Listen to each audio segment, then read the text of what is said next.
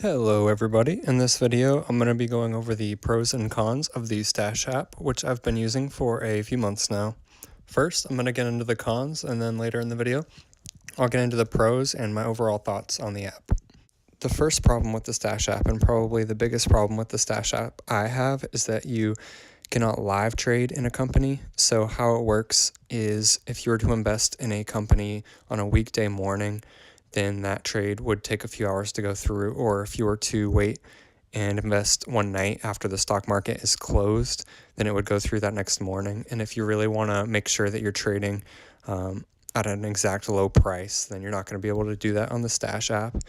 And why this is because the Stash app is not actually a securities exchange. They're buying like mass amounts of shares from the stock market, and then they have it through the Stash app, and then you're able to buy at the price that Stash bought it at.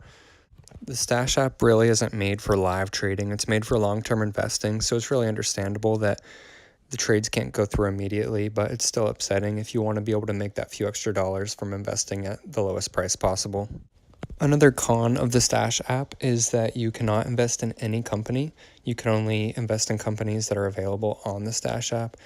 There are about 170 companies, and there's really all the big ones like Amazon, Microsoft, Google, Alibaba, pretty much all the big ones that you would really want to invest in and think of when you think of investing. But if you're wanting to invest in any kind of junk stock that's going to blow up, you're probably not going to find it on the Stash app, which is really a turnoff to the Stash app for some people. The last con I'm going to go over for the Stash app is their customer service.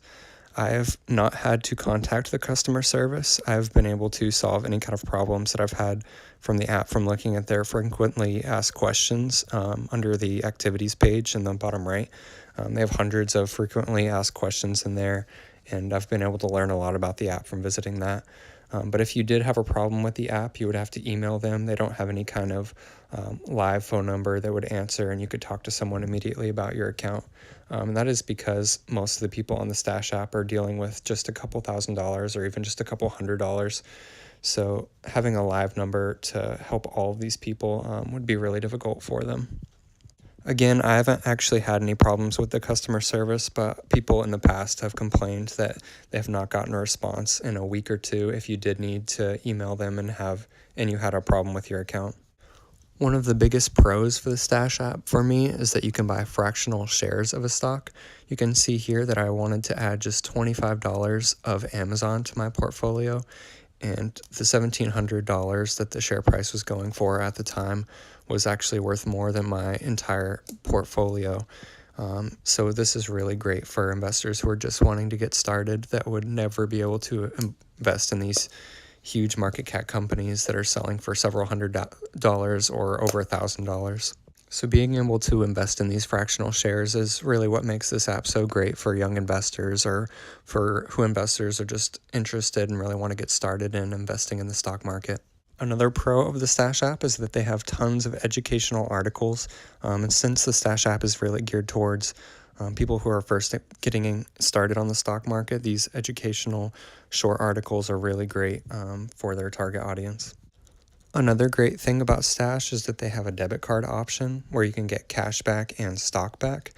And what stock back is if you were to purchase $100 worth of something on Amazon, and then you could get a small percentage of that back in stock with a fractional share, say 2% of your $100 investment, and then you would get $2 of the stock on your Stash account. Another cool thing about Stash is that you can invest in bonds as well as stocks. So if you really want to just put your money in this account and really not have to worry about the dips in the market and just want to make small increases on your money faster than a savings account could, then you could just invest in bonds. Lastly, on the Stash app, they have a wide variety of ETFs, which are like a conglomerate of stocks, and they're really easy to understand. When you click on them, you get a brief explanation of them and what the ETF is composed of. So there's really a lot of great options for investing in Stash.